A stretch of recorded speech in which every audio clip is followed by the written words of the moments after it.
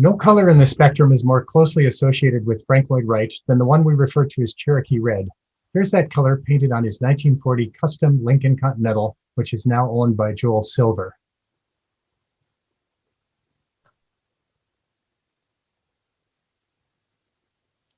And no Wright site is more saturated in this color than the Johnson Wax campus in Racine. Here we find Cherokee Red bricks, metal cabinets, fixtures, lighting, and linoleum floors, all dolled up in this distinctive hue.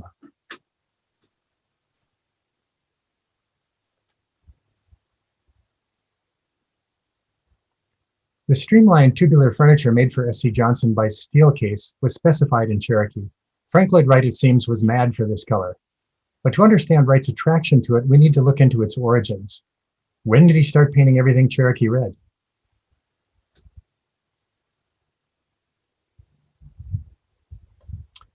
We know that this red began to appear in Wright's work during the late years of the Depression, and it entered into his vocabulary by the mid-1930s. It's used at both Taliesin's, but what inspired its use?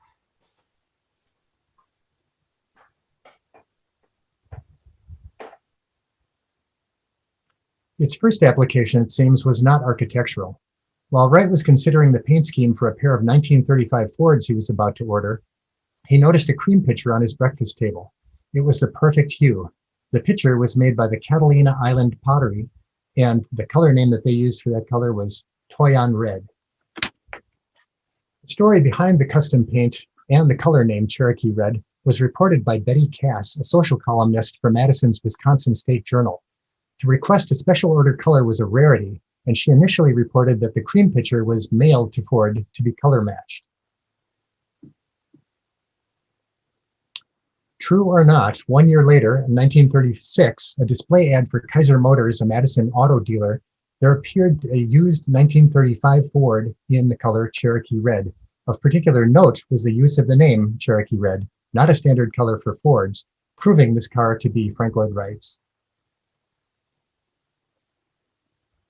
Frank Lloyd Wright's very first project specification using the name Cherokee Red was on February 25th, 1936, when he proposed it as the background color in a rug for the Willey House.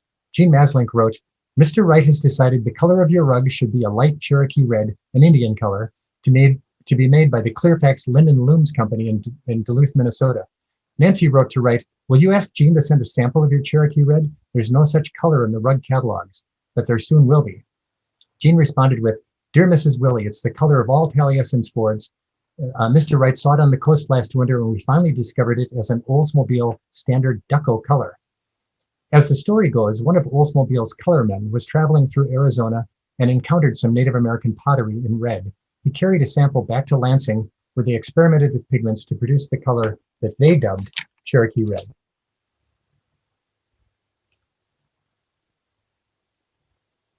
Even before the color was specified by name, the red linoleum Wright selected for the Willey House kitchen falls easily within the range of what we would now consider to be Cherokee Red.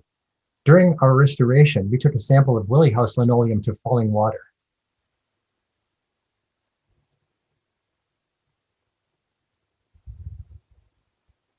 The Willey linoleum was a good match to the kitchen floor at Falling Water and close to the painted metalwork.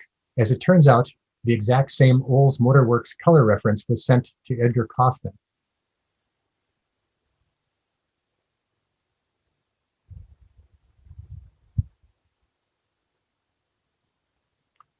So the name was new, but Cherokee Red was hardly a new color. In fact, it was used deep in human prehistory. This is an Acoma Oya from the 1940s, and it's decorated in a tradition that goes back centuries.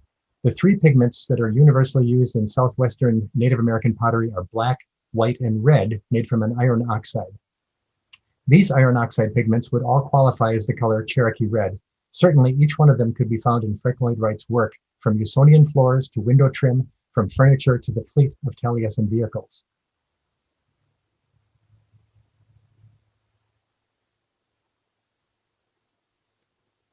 Iron oxide paints the landscapes of the American West with glorious color.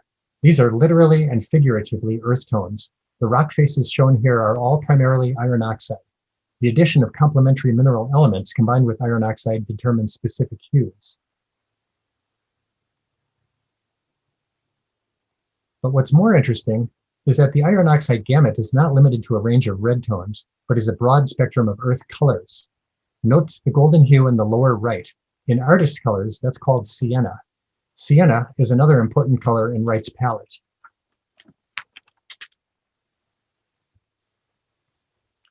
Look at the color-impregnated plaster that Wright used. From the Willey House spec book, the original plaster color formulation reads, plaster is to be colored in the box with 1/4 pail of dry sienna to 3 pails of mortar, well worked together and put on with no dry edges in plastering. So sienna, too, is an iron oxide.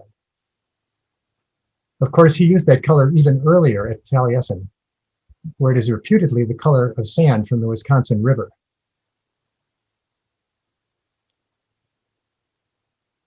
In Wright's original Taliesin palette for Martin Seymour paints, there's a single Cherokee Red swatch that appears.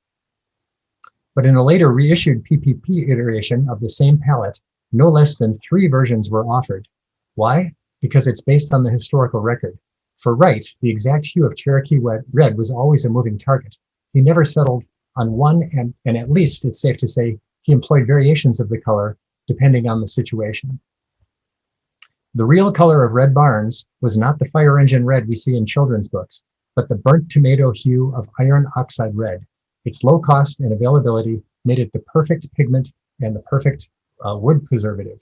From this, we can surmise that Wright's very first brush with his favorite color, Cherokee Red, was undoubtedly seen smeared on the side of a Wisconsin barn.